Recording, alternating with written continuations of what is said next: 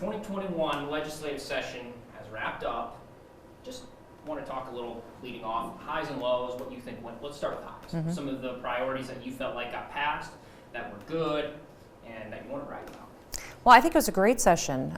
We went into the year with a lot of extra revenues. If you remember, our economy had grown. We had brought in historic sales tax numbers, and so the legislature was going to be dealing with how to spend several hundred millions of dollars. And my goal for them was that they would do it in a way that was putting money in reserves and into trust funds and then into long-term projects. So they did that, and I think what we did for the future of South Dakota was incredibly important by what we chose to invest in.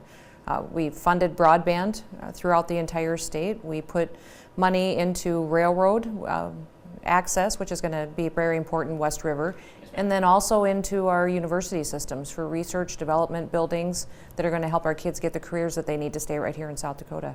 Yes, ma'am. And just talk to me a little bit too about, you had a couple priorities that I think really stick out about the session. I'm going to point to specifically the Down syndrome abortion. Yes. Can you talk about what that bill does and why it was important to pass it this session? Well, I brought a bill forward that I wanted the legislature to consider that would protect babies in the womb that were diagnosed with Down syndrome. We know that in several other countries around the world that they have virtually eliminated people with Down syndrome because at the time of diagnosis, when a woman is pregnant, they are choosing to abort that baby because they have an extra chromosome. So our bill specifically would say that when a baby is diagnosed with Down syndrome, that it cannot be aborted solely because of that diagnosis. So it's incredibly important that we protect life, but also this type of eugenics could be very dangerous in the future. And also we know that every single person is special and important and needs to be protected, even if they do just have an extra chromosome, that doesn't make it any more important to protect their lives. Yes, ma'am. You've campaigned on, going back to 2018, wanting, correct me if I'm wrong, wanting to eventually ban abortion, to be the governor who outlawed abortion. Yeah. How does a bill like this, and we have the partial birth abortion ban, right, bills like that are incremental, how does that get us closer to banning abortion in South Dakota? What is the process by getting there? Well, I think every time you have a debate over a pro-life bill like this, it educates people. It makes them look at the science around a baby in the womb, if it is a life, and how that's defined. And then what we can do to continue to protect that life until birth, and they have an opportunity to be a successful human being contributing to our world. So for me, it's strategic because it allows us to approach the court systems where the challenge will eventually be for Roe v. Wade, approach them in a way that we can be successful, that we can win the argument, so that not only are we passing bills, but that we don't set up a court precedent that sets us backwards as well and exposes us to more liabilities and losing lives because we didn't look at the smart way to fight this fight to protect each and every baby. Yes, ma'am. And so would you say it's still the case that you would like to eventually ban abortion in the state of South Dakota? I would. I'm pro-life, so I believe every life has value. And so I would like to see that. This year we brought 5 different bills that protect life in different ways, and I think the legislature supporting them and getting them passed and signed into law is important for our state. It's important for us to set an example that every single baby has value and that we can continue to build on that in the future. Yes, ma'am. If you talk to me, one of the biggest priorities I would say of the session coming from your office, and this goes back to when Lieutenant Governor Larry Roden was in the legislature, was 1140. GFP, which was basically the ability of GFP officers to come onto private lands. Can you talk about why, now that that bill is officially law, why it was important to get that bill passed? Well, this bill has been debated for many years here in South Dakota, and what it really does is just put into statute what the current policy of game fish and parks already is. So today, our conservation officers are by law allowed to go onto private property. But when we sign this bill in place, they will need reasonable suspicion. There will need to be a reason for them to go onto private property. And I think it aligns with South Dakota's values. We very much believe in protecting our freedoms and private property rights. And so making sure that our conservation officers for the long term will be approaching private property in the way that is respectful to landowners is important. For years, Game Fish and Parks has always followed the policy. This bill just specifically put it into statute. Yes, ma'am. There were a number of state senators specifically who were cynical about the procedural maneuvers that were, used to pass this bill specifically, but a number of bills, at the time 1217. There were a couple others that were passed by way of smoke out. Right. I just want to get your thoughts and feelings on that process being there and it being used to pass a number of legislative priorities of yours. Well, I mean, the open fields bill was certainly one that I was supportive of. Some of those other bills were not my bills. But, the smoke out is a procedure the legislature can use. It's not up to me to define how they handle their legislation. I look at the legislation once it gets to my desk. So I know the smoke out is utilized when a bill dies in committee, and if the Senate or the House wants to have a full debate on that bill after it's died, they can use this procedure to bring it to the floor and have that debate and another vote. They chose to do that quite a few times this year, and that's how it ended up that several of these bills made it to my desk and some of them into law. Yes, ma'am. I want to talk a little bit about medical marijuana as well. That was obviously something that didn't get across the finish line there at the very end of the legislative session. Just kind of want to see where your office is on that now. There's various memos that have been coming out, and you guys did come out with a proposal, and it's been talked about for a special session. Where are we now with medical marijuana? Well, there was a lot of debate over medical marijuana this session, and I've asked the legislature for some changes. I know we'll probably be coming back into a special session here in a few months, and I'd like them to consider adding a few measures into the medical marijuana program to make sure we're being responsible. But there was a lot of debate and a lot of different ideas that happened during session, and ultimately nothing was passed. But I do think we still have an opportunity to do that. There's three things I'd like them to look at. Number one is when it was on the ballot this fall, they set a minimum of 3 plants per household. I think the intention was probably to put a maximum of 3 plants per household. What happens now today is that if someone gets a prescription to utilize medical marijuana in their home, they could raise up to 5,000 plants in their home or 500 acres. There's no maximum set. And I believe the intention was to make sure there was a maximum in place to really stay aligned and keep the integrity into the homegrown provisions of the medical marijuana program. The other two have to do with rulemaking authority for the Department of Health that would allow us to stand up the program in a responsible manner that does what the voters wanted in making sure that it was administrated properly. And the other one is I would like to see us consider not allowing those under the age of 21 to smoke marijuana. There's many other ways that they can utilize through ingesting marijuana for medical purposes, but under the age of 21, I think it would be much more helpful to limit smoking for that age group. So how concerned, let's assume M&A, Yeah. IM 26 goes into place as written July 1st. How concerned are you about it going in as written? Well, I think that it's going to be difficult. And already we had to ask for over $4 million to stand it up in a responsible manner. So it's already cost the taxpayers millions of dollars to run this program. I just think these provisions, putting them in place, would allow us to run the program responsibly. Make sure that we're not just opening the door to everyone growing hundreds of acres of medical marijuana, and then our ability to regulate it's going to be very difficult. I also want to protect our kids. We know that marijuana can affect the brain development of adolescents, that we should be really focusing on how they can ingest it for medical purposes in a way that's safer for them and making sure that they can continue to grow and thrive.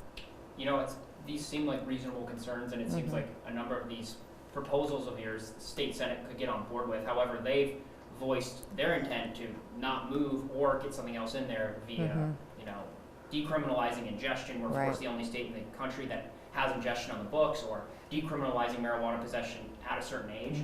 Are you willing to move at all on some of these ideas? Yeah, I've told the legislators that I'm willing to have the debate. Come to me with your ideas. Let's see how we can work together. These 3 provisions are things that I've told them I'd like them to consider, but that doesn't mean that if they don't have ideas that I'd love to hear them. And that's really what the legislative process is. Sometimes it's messy, and sometimes it is, people look at it and see the arguments and the disagreements, but it's really how we get better policy. I've always believed if you have different perspectives around the table, different people having debate, that's when you end up with a better law in the books, is because you had the discussion ahead of time. Yes, ma'am. And so, of course, with the special session, you've already said that we're going to have one. It's just a matter of when. Right. Is this something? Tell me just broadly what topics you would like to see come up at a special session, and again, I assume this is one of them. Well, there's 3 of them that I think make sense right now, today, and something else might come up. But we do know there's a federal bill coming with more dollars that will come to the state of South Dakota. So I would like the legislature to really look at what we may need to do for spending authority and budget authority to make sure that we're utilizing those federal dollars in the right way. And we have to kind of wait till we get Treasury guidance on that to really call the special session. So our hands are kind of tied as far as what the time frame is until we get some direction from the Treasury Department in Washington, D.C. The other two issues would be the medical marijuana provisions. I think there'll be some debate around that. And then we still have the women's sports issue that I think should be talked about. I would like to see us put forward some provisions and some laws that do protect women's sports, but also clean up some of the parts of the bill that landed on my desk that created a lot of litigation issues. You know, I kind of want to circle back to that. I know when we had asked back during the legislative session, right after this new stimulus bill had passed, you had said, you know, there's stipulations in there that states can't lower their own taxes if you take it, right. and a number of other concerning elements from your standpoint. Is it now your determination that the state of South Dakota will take that money? You know, it's not until we see really what the Treasury guidance is. You know, there's been a lot of debate and a lot of talk in the media about what's in the bill. We've seen the bill, how they've directed some of the spending. But as far as the guidance, that's what I have to follow. I tell people all the time that I'm the state of South Dakota is the ones who's going to get audited on how it's spent. So I want to make sure we're doing it responsibly. So when people talk about different programs that come out because of dollars that came from the federal government, I need to stand up a program that spends it appropriately, because the state of South Dakota will be the one that will be audited, and if we've done it incorrectly, we'll be forced to pay it back. Speaking to the same kind of nature, you seem to be rather concerned with a number of bills coming out of Washington at this point in time. I'm speaking specifically to the stimulus bill and, of course, the transportation bill. Right. Just can you speak to maybe that broad, reoccurring theme of disagreement with officials in Washington and the administration in Washington, and how you're kind of parsing that, especially compared to the last 4 years? Well, I don't know where they're getting the money.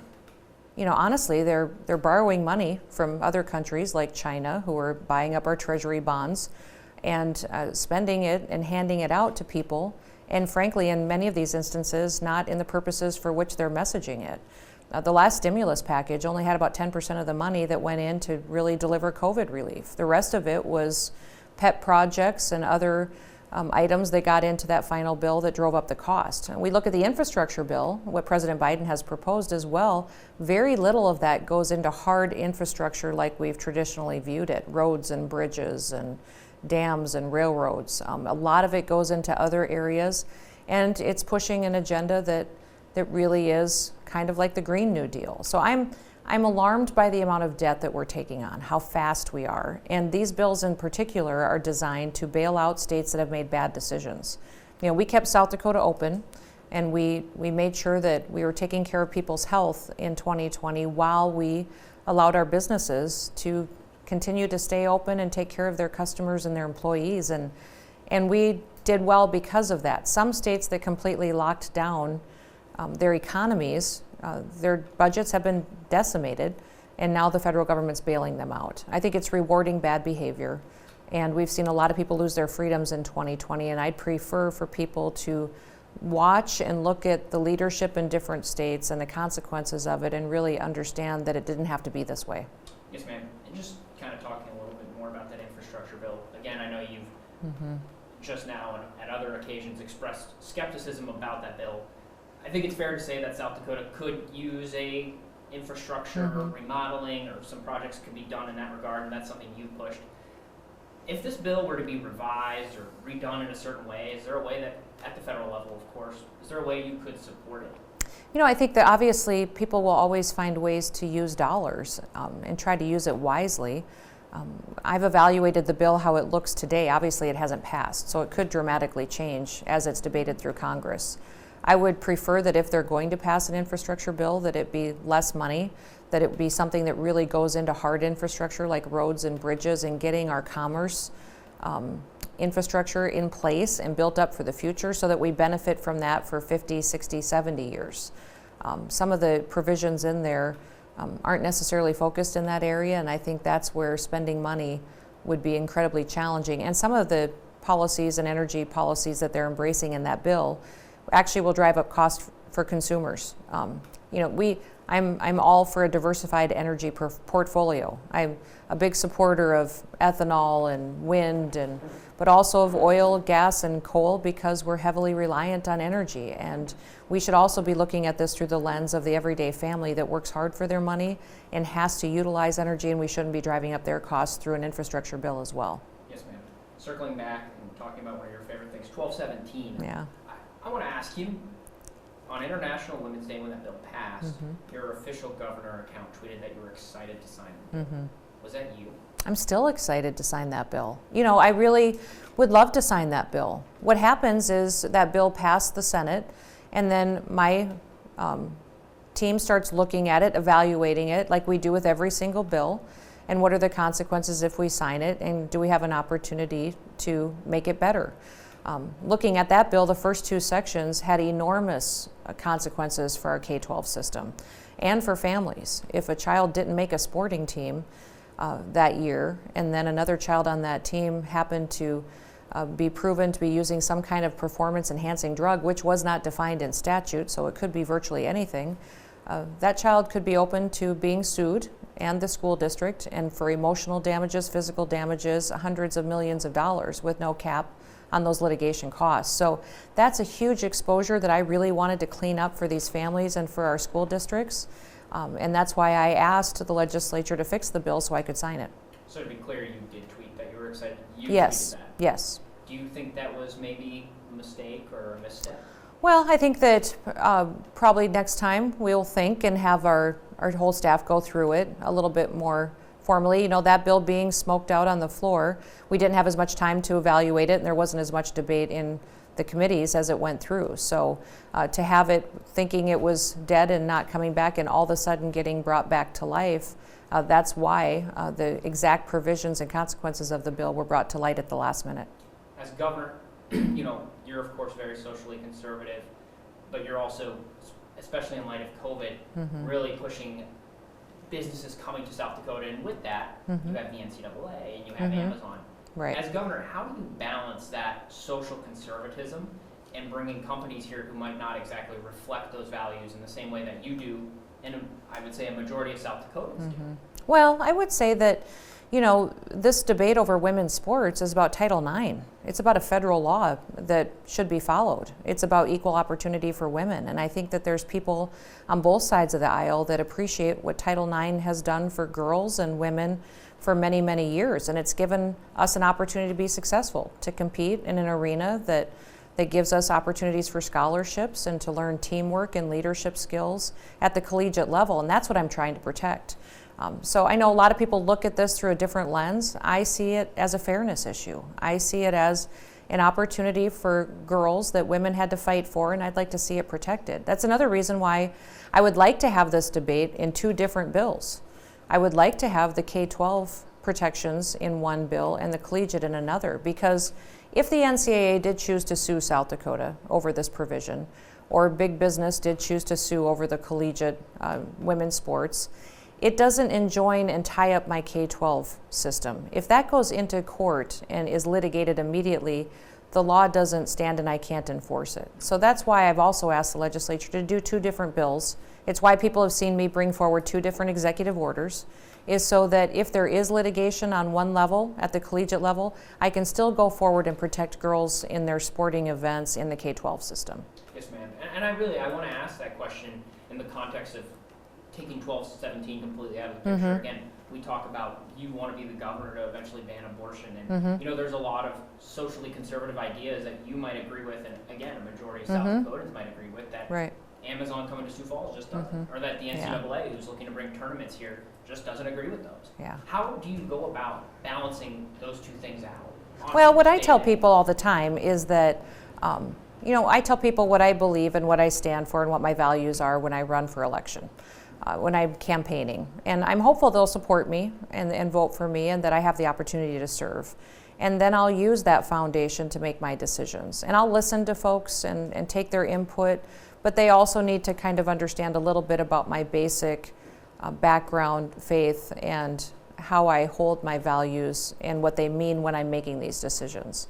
But I think that Amazon and other businesses are extremely grateful as well to be in a state like South Dakota that doesn't arbitrarily make decisions to close them down, that doesn't make decisions to take away their opportunities to keep their folks employed and to keep their doors open. So while there may be a social issue over here that they may not as a corporate entity agree with, I think they do agree with the fact that they want certainty, that they want a leader that won't pull the rug out from underneath their business, and they know they can get that here in South Dakota. Yes, ma'am. So it seems like, generally speaking, with the legislature, you're pretty okay with the way that the SDHSAA portion was written out and how it dealt with transgender athletes at that level, or females in sports at that level. How would you like to see the NCAA dealt with if the legislature comes back here for a special session? Well, it's protecting girls' sports and making sure that only girls play in girls' sports is the issue. And my hope is that they could be two different bills, that because if we do end up in a situation where one of them gets enjoined in a court, that I can still enforce the K-12 system. And that's really the goal, is that I didn't want to have a situation where I have a big bill with both of these discussions tied up, and as soon as one part of it got challenged, the entire bill could no longer be enforced, and I couldn't do anything to protect those girls. I got two more, and they're real good ones, I Yeah, promise. okay. Vaccine passports. Yes. A number of states have taken executive action or have promised to take legislative action. I'm looking at Florida, Texas today, to prevent those from being implemented.